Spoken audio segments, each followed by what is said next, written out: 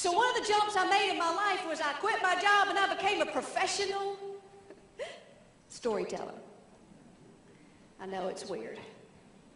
I had cards made up, a website, everything. That was my job. I would tell people, I would write stories and see who would pay me to come tell them. Talk about a hard sell. I would go to chamber networking events, and people would raise their hands and they'd give their pitches and their infomercials, and I sell copiers, and I'm vice president of the bank, and their fancy suits and their fancy cars, and I'd say, I'm a storyteller.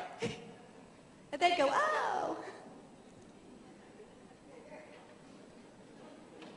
Isn't that nice?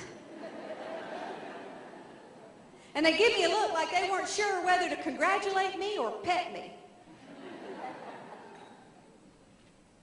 I'm going to tell you, it's not glamorous being a storyteller either. For years, I got paid in things like chicken. Sweet tea and chicken. It's hard to put a chicken breast down the tube over to ATM.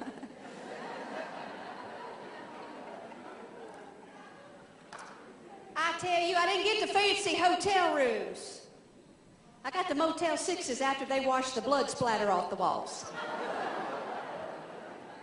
I once stayed in a room, it still had the yellow body tape outline on the floor. So I paid the maid $5 to take a picture of me laying in it.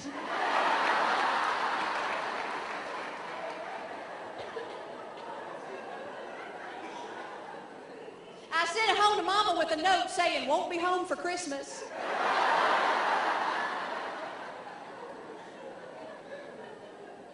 She didn't think that was very funny.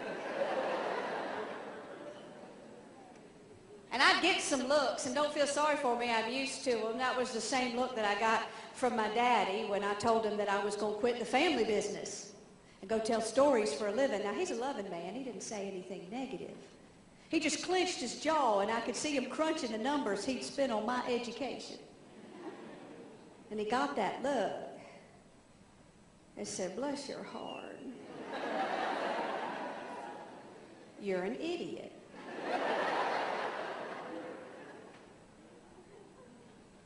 And sometimes I'm not sure whether he's taken that look off his face yet or not. But that's okay.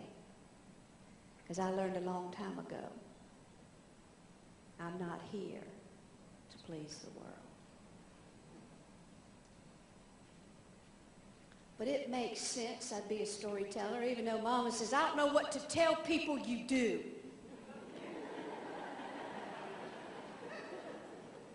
I said, let's put things in perspective. I have a sister who's got an aerial view of Graceland tattooed on her back. My brother thinks Bin Laden is posing as his shift supervisor over at that Golden Corral.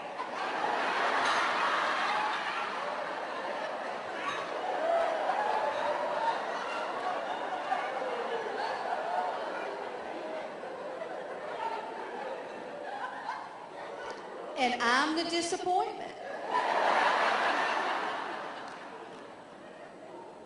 But it makes so much sense that I would be a storyteller.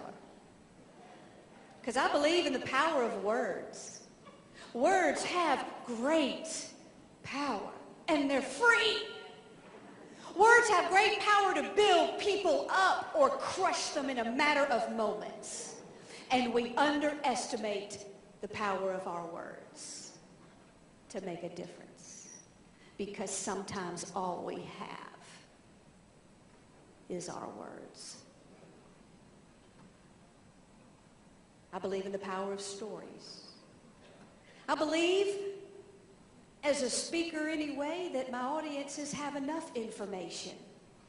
They're on information overload. I believe that people need someone to come along and help them process that information. That it's not what you say, it's how you say it, how you wrap it. Stories are a highly effective and powerful way to wrap your truth and your information. I believe that people don't know you till they know your story. They say now, whether they are right or not, never really met them. They say that knowledge is no longer power, but that connection is power in today's world. That people crave human connection. And if you have the ability to connect with people, it will serve you well. And I believe that to be true. I believe there is great power in your story. Even if you think it's not fancy. Maybe you didn't climb Mount Everest, or hadn't been caught on fire, or won an Olympic medal. I believe there is somebody waiting to hear your story, because they are sitting where you have been. And hearing your story will allow them to find their way out. Don't ever underestimate the power of a story.